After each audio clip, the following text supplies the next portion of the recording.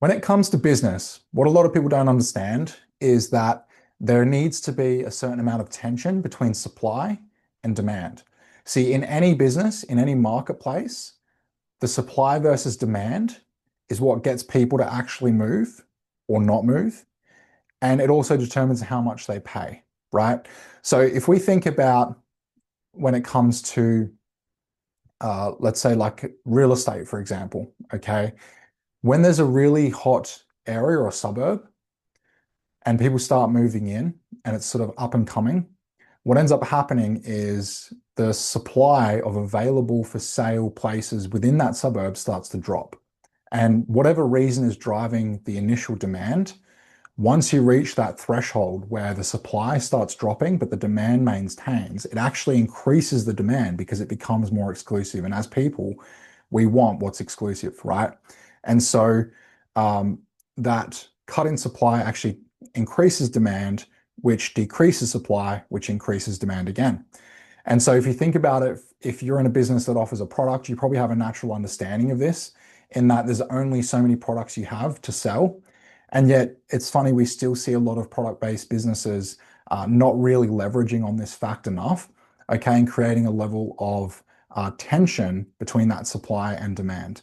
And so naturally, you want to sort of see how you can actually improve your marketing and your messaging to create a greater level of scarcity for the products that are available. And this is also why days like Black Friday work. Because if you think about it, when it comes to Black Friday and we're all thinking about buying a product, what's the number one thing that you think about on this day? It's like, oh, I want to get the sale before someone else does. There's only going to be a limited number of sales available. I know there's going to be a lot of demand and there's going to be limited supply. And so that makes you take action. Everyone's thinking the same thing, which increases demand even more, which decreases the available supply for everyone. And the whole thing just kind of goes a little bit nuts. But the thing is, you don't have to wait for Black Friday if you sell a product or a service to actually create that tension.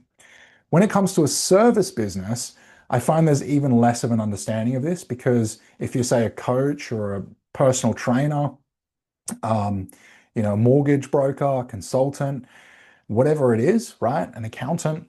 A lot of service-based businesses, we just say something like, oh, like these are our services. We're happy to help. Let us know. These are our prices, whatever it is, kind of thing. And there's no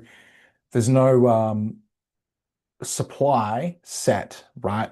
And the doors are kind of open whenever, and that doesn't make people take action. And so you see the problem even more so when it comes to service-based businesses. But if you can actually create a tension between supply and demand, then you'll find that you will actually start to get people wanting what you have even more. And the whole thing kind of snowballs from there, right? So how do we actually do that?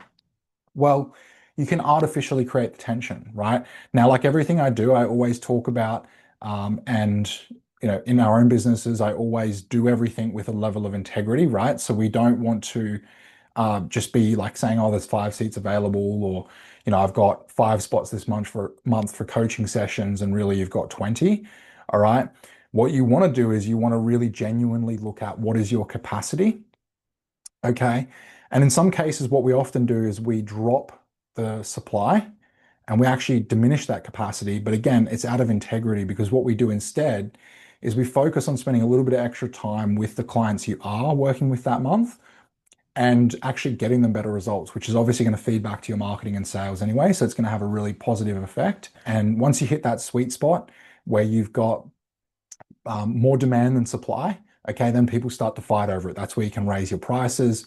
Obviously, as you scale your team and your capacity, you can increase that supply each month, but you keep supply in contrast to the amount of demand that you have to actually make use of that demand and get people to take action, right? And so the reality is a lot of people don't have the demand for their business. And so they have all this free time and they think that time should be spent on supply, right? And the reality is that if you don't have enough demand, you need to be spending time on marketing. In most cases, most business owners in the initial stages should be spending 60, 70, 80, 90% of their time on marketing and actually building the demand and bringing more clients in. Okay. And so we feel like we have all this supply, but the truth is you don't. And the supply is never going to get filled until you recognize what I'm about to say, which is that you need to move your attention over to marketing. So I'm pointing this out because you need to understand that you need to go out there and create the demand, but also, again, to understand that there's integrity in capping your ability because you actually don't have as much time as you think. You're just not spending it on where it should be, right? And so once you start spending all that time on actually generating demand and more marketing, as well as, like I said, working with your customers and your clients to get them better results and provide a better experience, you'll quickly realize that actually I don't have as much demand as, as much supply as I thought I had. Okay. And so it's another way to really figure out what is my actual supply and cap it at that. And then that's going to help when it comes to the demand versus supply tension. So I hope that helped. Thank you so much for watching. Go out there and really figure this thing out, get some supply and demand tension, all right? And you're going to find that people are going to start to fight over your stuff like it's Black Friday, and you can do this every single day, every week, every month by knowing that supply that you actually truly have and really delivering on that and stating what it is so that you create a level of scarcity. And then that helps people take action with whatever demand you have. And then you scale demand alongside scaling supply. So if you like this video, please leave a like or a comment.